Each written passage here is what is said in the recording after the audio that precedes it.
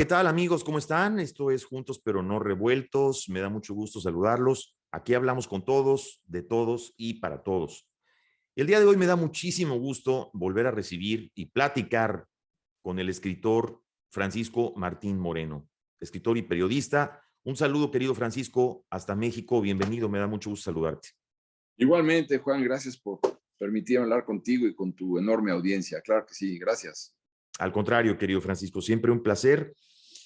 Autor del libro, bueno, por el que lo conocimos acá en Estados Unidos, Ladrón de Esperanzas, pero que actualmente su último libro, México Roto, ha tenido muchísimo éxito, como casi todos los que él ha escrito. Francisco es hoy por hoy posiblemente el escritor con mayor éxito en México y nos da mucho gusto. Ya platicaremos del libro México Roto, querido Francisco, nuevamente, pero vaya inicio de año, Francisco. Vaya inicio de año. Yo no sé si estamos ya, si ya la realidad rebasó a la ficción, Francisco. Todo esto que estamos viendo, que sucede en México y ahora en el mundo, de lo cual vamos a platicar obviamente un poquito de todo, pero quisiera comenzar con un tema que además sé que es muy sensible para ti y obviamente para mí, por ser personas que nos dedicamos al periodismo. Qué difícil momento, Francisco, qué momento tan oscuro para el periodismo en México.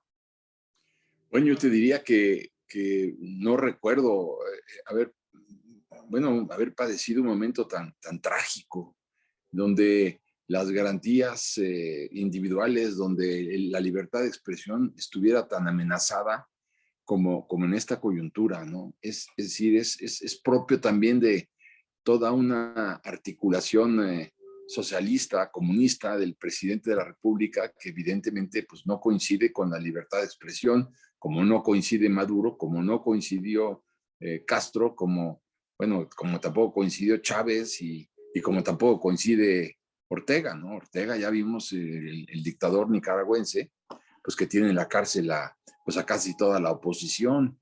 Entonces ya no hablemos de la prensa venezolana ni nicaragüense ni cubana, digo, básicamente no existe. Y por eso nosotros los mexicanos tenemos que hacer todo lo posible por defender la libertad de expresión. Estamos viendo cómo han venido asesinando a los periodistas mexicanos como nunca, ¿verdad? Y sin embargo, no hay ningún culpable, no hay detenidos. Bueno, esta es la máxima desesperación. Y sobre todo, el presidente no parece impresionarse por lo que sucede. Yo he dicho y lo repito en todos los tonos, en la historia de México, Juan, hemos tenido presidentes dictadores, autoritarios, déspotas, hemos tenido presidentes criminales como Victoriano Huerta, que mandó a asesinar a Pancho Madero, ¿no? Otro presidente asesino era sin duda alguna Álvaro Obregón. Hemos tenido presidentes rateros, frívolos, pero nunca habíamos tenido un presidente cruel. Eso sí, nunca nos había tocado. Es decir, en el sentido de que pues, ya van miles de pequeñitos que se mueren porque no hay quimioterapias para ellos y las quimioterapias no llegan por más que las promete el presidente de la República. Estamos viendo que asesinan a 12 mujeres al día en este país. Asesinan a los periodistas. Si sacas tu cuenta, Juan, y ya van como 110,000 homicidios dolosos en aproximadamente pues, mil y pico de días, digamos 1,300 días. Si sacas tu cuenta Del actual gobierno, así es. Del actual gobierno, verás que Increíble. están asesinando básicamente a 100 personas al día, 105 personas al día. Sacas la cuenta, cada 15 minutos asesinan a un mexicano y sin embargo no se inmuta el presidente. Estamos viendo cómo se apodera el AMPA, el narco, de la economía de prácticamente el 60% del país y no hay respuestas. Estamos viendo que cierran los refugios para mujeres golpeadas y bueno, el desprecio por las mujeres. Estamos viendo, como si fuera poco, que se cierran lo que se llama en México las estancias infantiles, que eran unos institutos en donde las mamás llevaban a sus pequeñitos para que los atendieran pues maestras mientras ellas se iban a trabajar. Cerró las estancias infantiles, estas mujeres se quedaron sin trabajo y tienen que repartir a los niños por donde puedan, si es que pueden, para ganarse la vida. Y el presidente no se conduele. Ya van 700,000 muertos por el COVID y el presidente no ha ido una sola vez a un hospital a ver a una sola persona. No, Es decir, no se le ha escuchado ni siquiera una palabra de empatía, Francisco, no, ni a las víctimas de los asesinatos, ni a las víctimas de COVID, ni a los niños, a los padres de los niños nada, con ¿no? cáncer. No se le ha escuchado literalmente una palabra de empatía a este presidente. Así es, y por lo tanto yo te diría, es un presidente cruel, no le duele lo que le... Ya van 5 millones de mexicanos en la pobreza, todo lo que estoy diciendo es en su administración. Han quebrado 1,5 millones de empresas porque no ayudó a las empresas. O sea, este recuento sería interminable, pero es el resultado de precisamente de una actitud populista, socialista, comunista, diría yo también, porque ¿quién protesta? A ver, ¿quién protesta hoy en día en Cuba, Juan? Nadie. Por miedo, Los que protestaban ya se fueron. Los así que es. protestaban hoy viven en Miami o en buena parte de los O en Estados Unidos, España, o en España, sí. sí. Y bueno, lo que sucede es que es muy claro, es que, bueno, no, tienen un ingreso, un Producto Interno Bruto, los cubanos que viven en los Estados Unidos, pues de 8 o 9 veces mayor que el de la isla, que el de Cuba, los que se fueron. Entonces ahora a lo que le interesa a Castro es que los que se queden, pues no protesten, y a los que protestan los agarran a macanazos. Y Bueno, esto, es como el escenario ideal de todas estas demagogias, ¿no, Francisco? De todos estos sí, países afiliados al Foro de Sao Paulo. O sea, lo que quieren son poblaciones que dependan de dádivas y que no protesten por nada, es decir, que estén amenazados constantemente, no, que no tengan libertad de pensamiento, que no haya libertad de expresión y que dependan de las dádivas de los gobiernos. Es como el escenario ideal que, fíjate, Francisco, cada vez que tengo la oportunidad de platicar con colegas de otros países, y sabes que aquí en Miami pues hay una población multicultural, aquí conversas con amigos de Venezuela, con amigos de Argentina, con amigos de Ecuador, de Cuba, ni se diga, y es increíble ver, escuchar, por ejemplo, lo que ellos te dicen y darte cuenta que esa es la película que estoy viendo en mi país, en mi propio país, de lo que está pasando. Es como si esa película se estuviera repitiendo de nuevo en mi propio país. Y entonces nos damos cuenta que aparentemente hubiese una especie de, es decir, que el Foro de Sao Paulo, hoy Grupo Puebla, pareciera que está trascendiendo de una manera muy organizada, ¿no? Es como si tuvieran el libro, el librito del 1, 2, 3 o claro, del ABC y que se extiende, se expande a lo largo del continente y además que estos grupos le apuestan al tiempo porque no son grupos que nos están tomando, yo diría sí por sorpresa, porque en cierta forma no nos estamos dando cuenta qué tan rápido avanzan, pero nos damos cuenta de que son muy organizados, que están repitiendo una fórmula. absolutamente están repitiendo una fórmula, están repitiendo un padrón, es un decálogo comunista el que están siguiendo al pie de la letra. Pero lo que más llama la atención es, porque yo no creo, nunca he creído en las culpas absolutas, Juan. Entonces yo me pregunto dónde acaba la culpa de un tirano y dónde comienza la responsabilidad social, política de la nación, del pueblo, que no sale a protestar a las calles por lo que está ocurriendo. Es decir, haz de cuenta que no estuviera ocurriendo nada en México. Y entonces, esto es lo que llama la atención. La sociedad sí, pues la sociedad sí manda un Twitter o 1,000 Twitters o se comunican por Facebook, pero, pero vemos yo me imagino, Pemex perdió el año antepasado 500,000 millones de pesos, el año pasado perdió 200,000 millones, la cancelación del aeropuerto internacional de la Ciudad de México costó 435,000 millones de Sí, una pesos. barbaridad. Está la refinería que quieren hacer, que están haciendo ya en Tabasco, va a costar 16,000 millones de dólares, 320,000 millones de pesos, más el Tren Maya. Te das cuenta del despilfarro de recursos. Pero pareciera además, perdón, que quien tenía el monopolio de las protestas es quien gobierna hoy, ¿no? O sea, parece que ya Claro, nadie protesta porque desde que López Obrador es presidente, pues se acabó el monopolio de las protestas. Ahora los que antes protestaban, hoy en día pues van acarreados al centro cuando él tiene que festejar algo o cuando los convoca, Francisco. pues sí, porque además pues, les dan dinero al mes. Y entonces, pues muchos de ellos les dan la amenaza. Si no vas a la marcha, a la protesta, al meeting en el Zócalo, pues te vamos a quitar el dinero. Es un sistema de chantajes también, pues muy claro, muy de extracción comunista.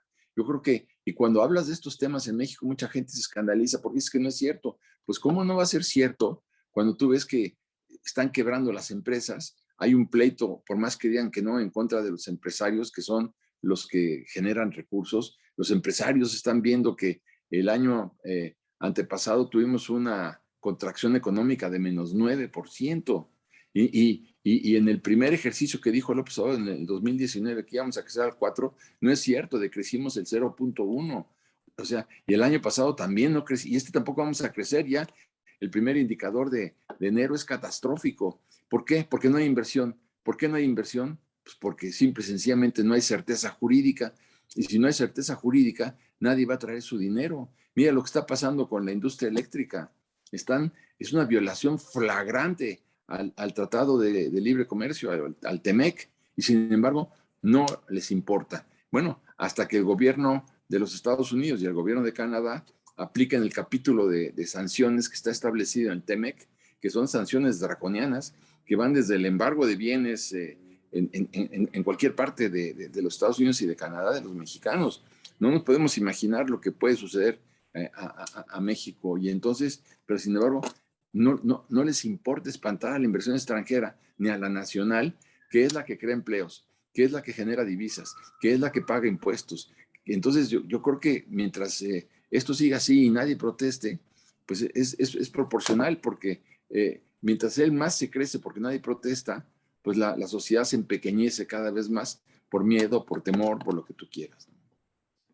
Qué tanto piensas, Francisco, que ha afectado a la popularidad del presidente? Digo, evidentemente, bueno, nos han hablado de estadísticas y de cifras, de encuestas y demás, pero ¿qué tanto realmente ha impactado al presidente López Obrador lo que sucedió con la Casa Gris, que ahora ya él mismo le llama la Casa Gris?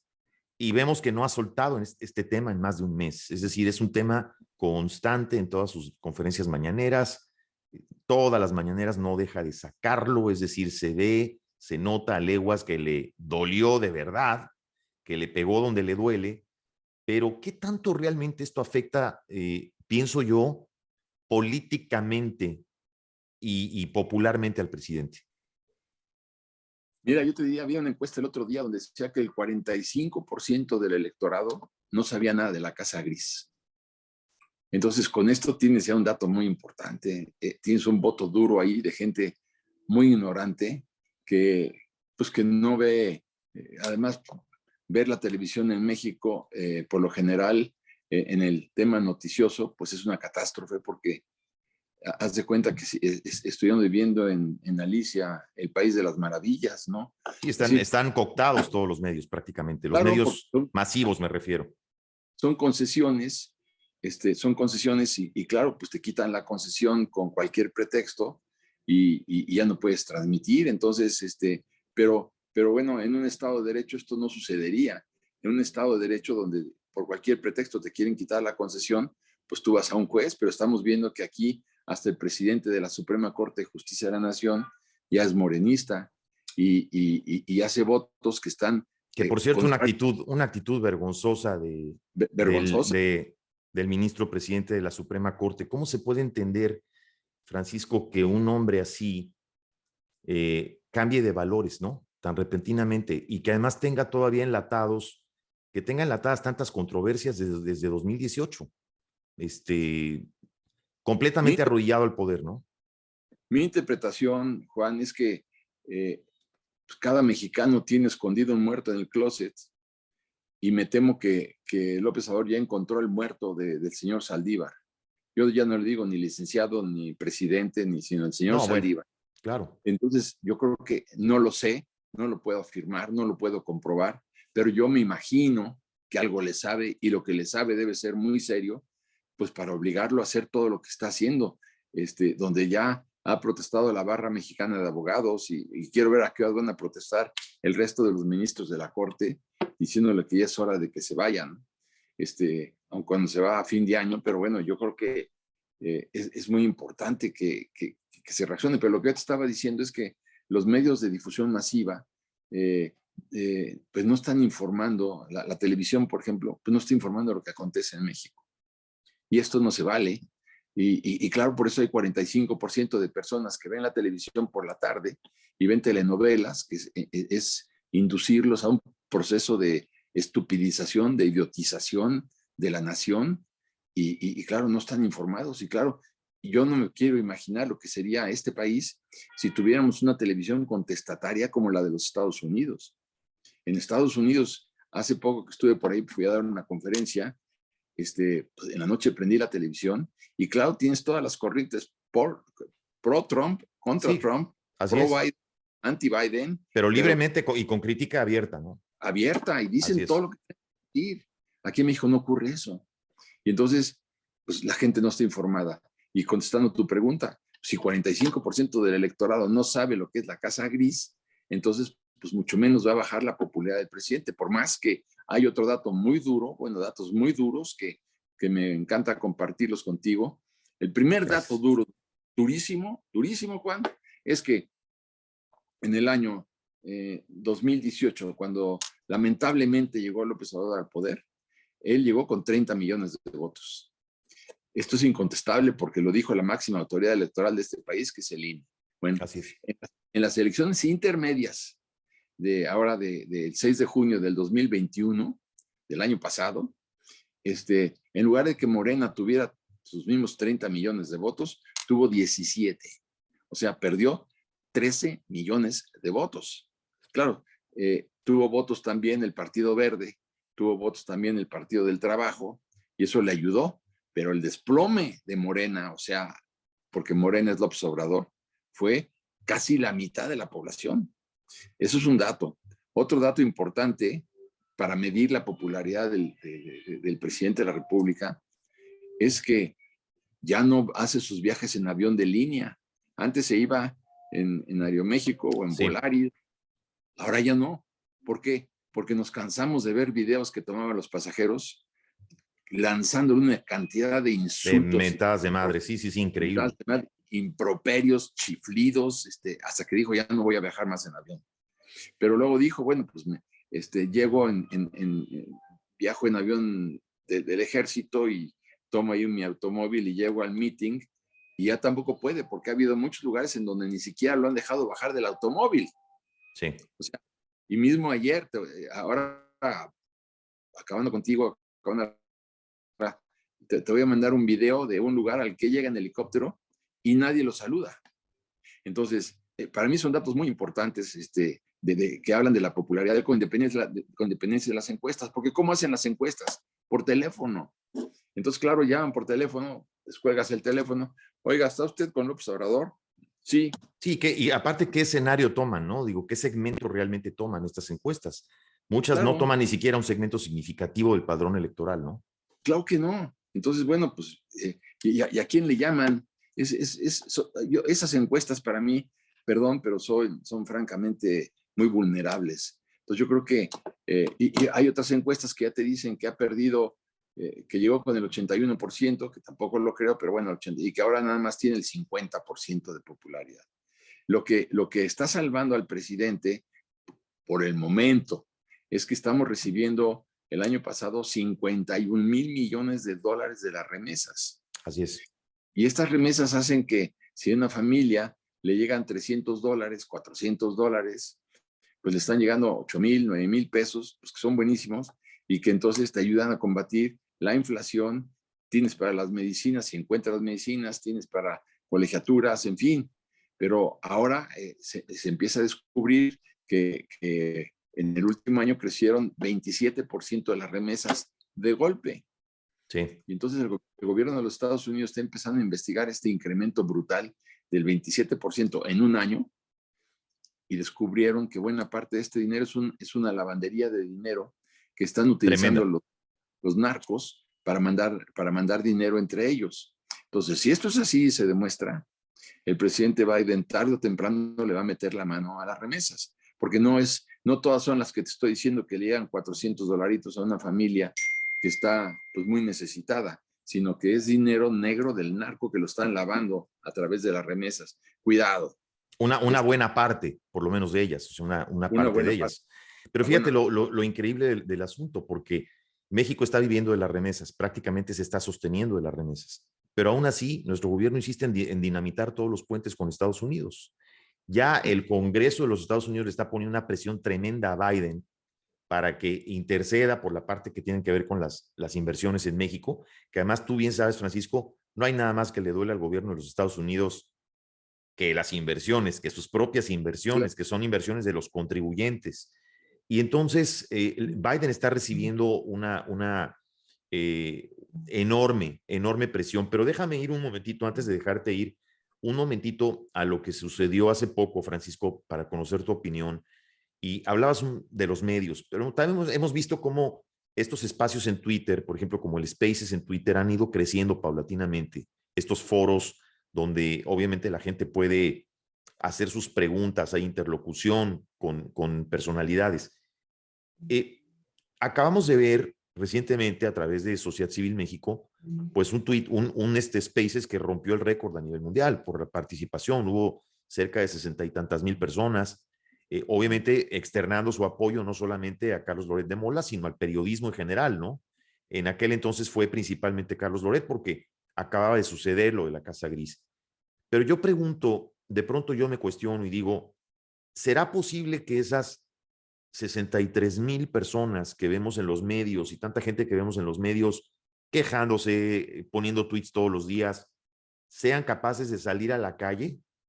Por ejemplo, en momentos como ahora, el 3 de abril, que se está convocando a una marcha, ¿será posible que podamos trasladar estas quejas de redes sociales a un movimiento en la calle para externar esa manifestación de inconformidad, Francisco? Absolutamente sí, Juan. Yo creo que he estado muy cerca de los organizadores y intercambiamos puntos de vista y yo sí creo que va a ser una manifestación enorme en todo el país.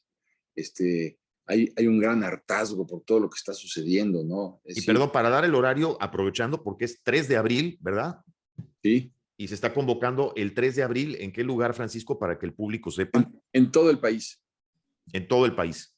Es a nivel nacional, o sea, no es la marcha en la Ciudad de México, no, es a nivel nacional. Y yo creo que esto no es la gran oportunidad para salir a la calle y protestar, ¿no?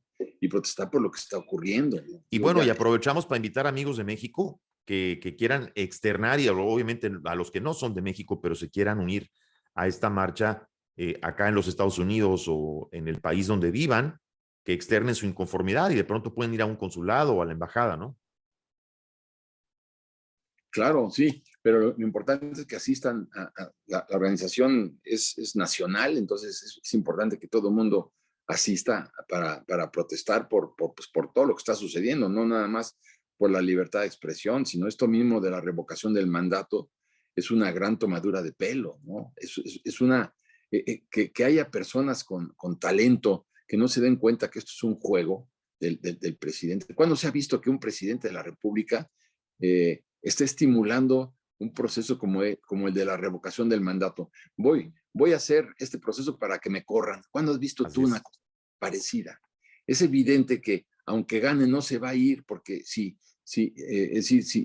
saliera que no es posible porque necesita el 40% del padrón federal electoral, 36 millones de votos. Ahora que hicieron la última encuesta para enjuiciar a los presidentes, votó el 8%. O sea, ¿de dónde van a votar más personas que la elección presidencial del 2018? Es imposible. Pero si votaran y todo el mundo dijera que se vaya López Obrador, él alegaría que fue un fraude. Y como tal, va a decir que el INE es el culpable, que le tomaron el pelo y que si se va al Tribunal Federal Electoral va a amenazar al Tribunal Federal Electoral, pero no se va a ir aunque pierda. Pero claro, va a ser imposible que voten 37 millones de mexicanos. Digo, no hay Sí, no, manera que voten. definitivo. Pero claramente se ve una estrategia para torpedear al INE, ¿no? Claro, porque de cualquier manera van a decir que el INE lo hizo mal, porque lo que quiere el presidente es acabar con el INE, es acabar con el árbitro electoral. ¿Para qué? pues imagínate tú, si no es conveniente de cara a las elecciones del 2024, no tener un árbitro. Y el árbitro en este momento es un árbitro electo pues, por la nación mexicana, y lo ha hecho perfectamente bien. Y bueno, también que llevó a Fox al poder, llevó a Calderón al poder, llevó a Peña Nieto al poder y lo llevó a él mismo con elecciones transparentes, inobjetables. Entonces yo creo que atentar en contra del INE es atentar en contra de la democracia mexicana. Pero por eso, ¿qué objetivo oculto tiene el presidente para acabar con el INE y acabar con el árbitro? Pues obviamente perpetuarse en el poder, si no él, porque yo no creo que tenga ya la energía suficiente para hacerlo, pero sí que su movimiento se pueda perpetuar.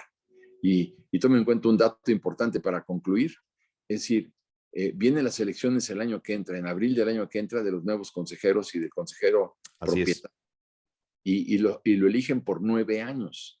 O sea, el que resulte presidente o consejeros del INE el año que entra, en abril, se van a quedar hasta el año de 2032, con lo cual les va a tocar la elección del 2024 y la elección del 2030. Es un puesto verdaderamente crítico en este momento, clave. Entonces, por eso pues, debemos estar muy atentos a todo, querido Juan. Francisco, y ahorita que estás tocando el tema de las elecciones, que además es tan sensible, en un país donde tenemos un presidente que hoy por hoy ataca más a los periodistas que a los criminales, porque yo no he escuchado una palabra que este presidente utilice contra de los criminales o en contra del crimen. Siempre más bien trata de desviar el tema, pero sí ataca a los periodistas sistemáticamente. Claro. Sí. ¿Cómo podemos entender que estas próximas elecciones, bien, tú mencionabas lo que sucedió el año pasado, el 6 de junio, en las elecciones anteriores, donde claramente hubo una diferencia, la sociedad civil hizo una diferencia.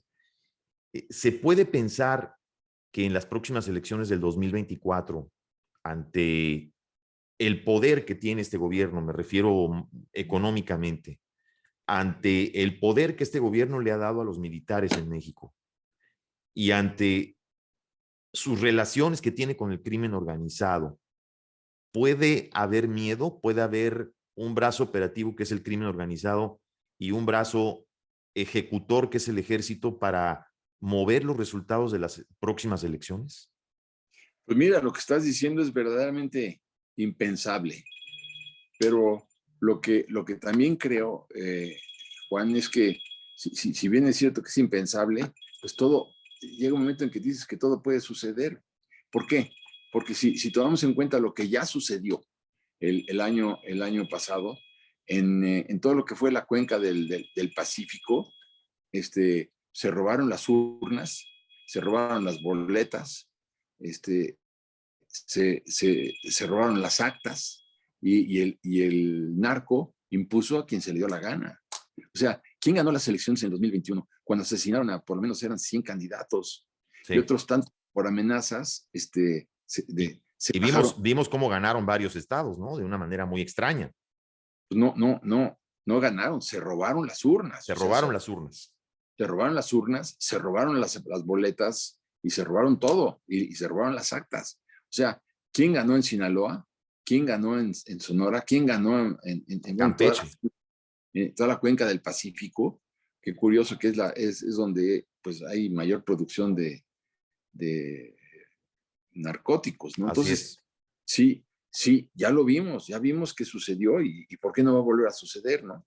Y un ejército también obsecuente, pues va a ser un problema. Yo creo que donde puede cambiar todo esto, y espero que así sea, pero lo veo difícil también, es que de alguna manera el presidente Biden está inmovilizado ahora porque tiene una grave preocupación de llevar a cabo iniciativas en contra de López Obrador, dadas las elecciones intermedias ahora en los Estados Unidos en noviembre.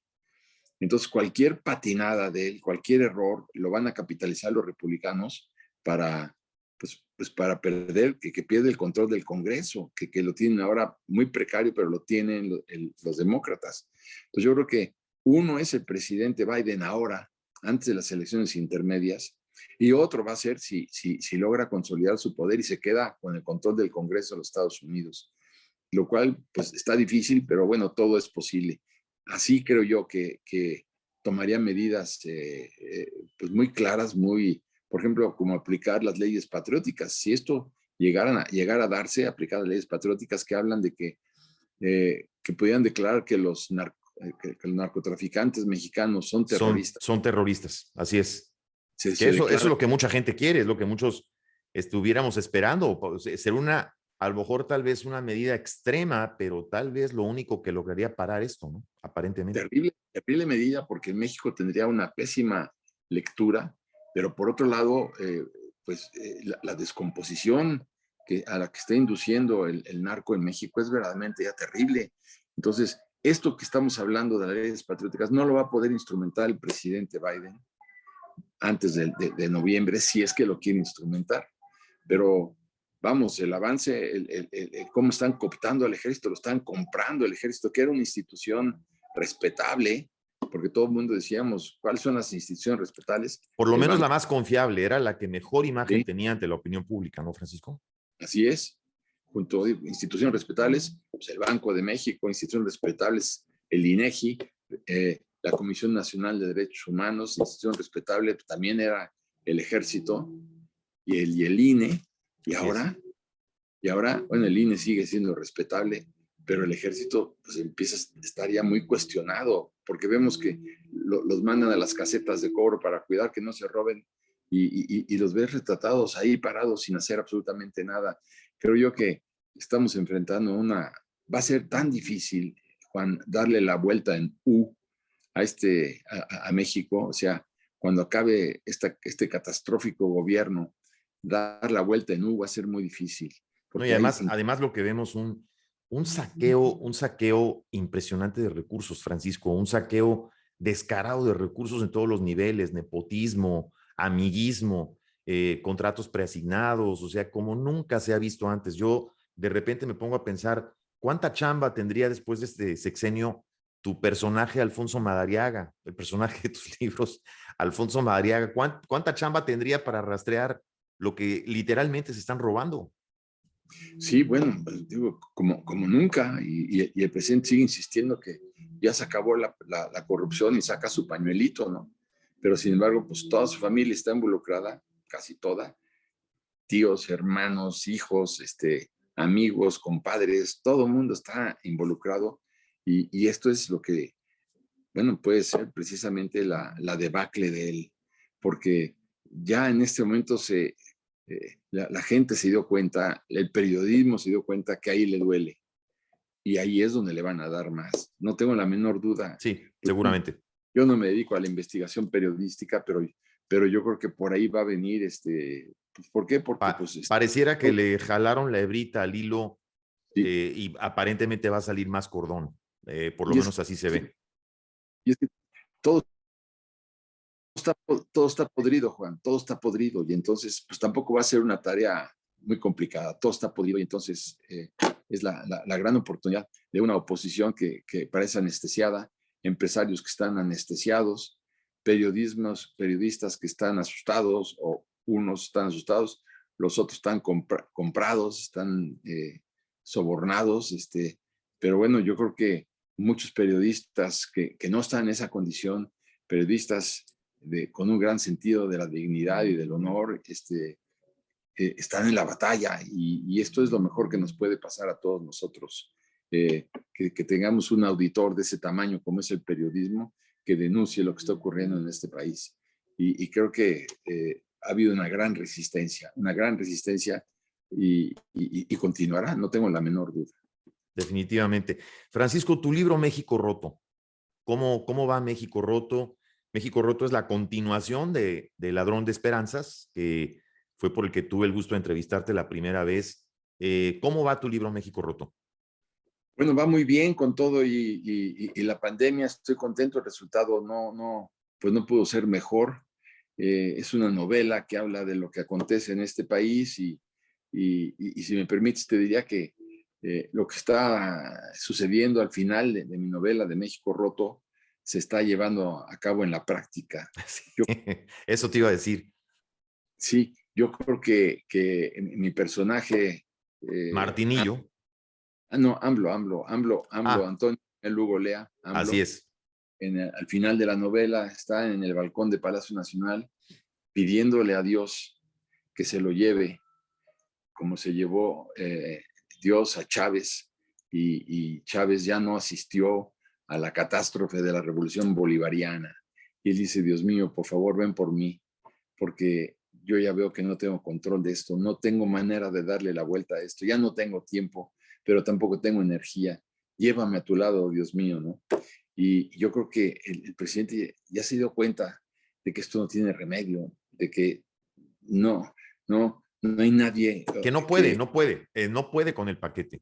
no No puede puede con con el el... paquete increíble porque además es un presidente que tuvo todo, teniendo todo el poder, teniendo todo el dinero, teniendo toda la aceptación, el apoyo social, teniendo, posiblemente es el presidente más poderoso que hemos visto en los últimos 40 o 50 años, no sea capaz de llevar al país a donde el país debería estar, ¿no? Es increíble.